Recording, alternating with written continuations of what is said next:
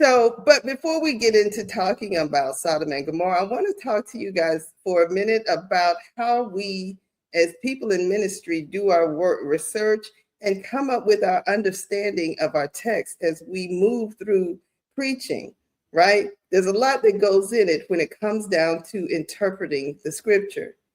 And there are people who interpret the scriptures literally, and I'll be honest with you, most people are cautioned not to do that because literal interpretations of the Bible can get you in some sticky spaces. So there are a lot of people who interpret them metaphorically, allegorically. They look at the context, the times, the historical perspective of the scripture, and what it might mean to those people in that day and time.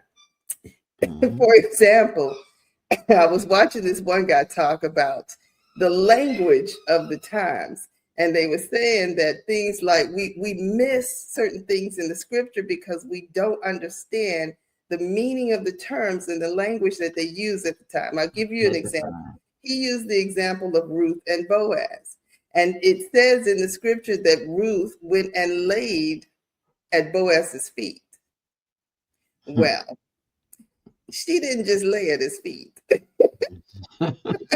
She did a little more than lay there. And that's how they ended up deciding that he might need to marry her. It was more sexual context than anything. And what they discussed was that a foot had a whole lot to do with a whole bunch of other things. Exactly. Yeah. So yes, that was part of the. I'm sorry. Yeah, that was part of the purpose of Boaz actually plucking off his left shoe. So yeah, and so just like you said, and a lot of people really don't understand it as far as what you were saying in regards to how we have to actually dig deeper into the Bible, and then also use some references as well. Use references as well. It helps you kind of organize your thoughts and kind of organize things together.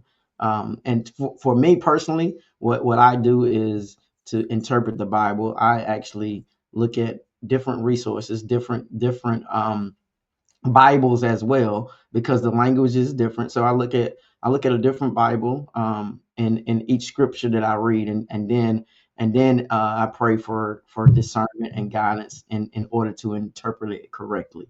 And so I just want to piggyback on what Letitia said earlier is that, my saying is that we're all in this walk together.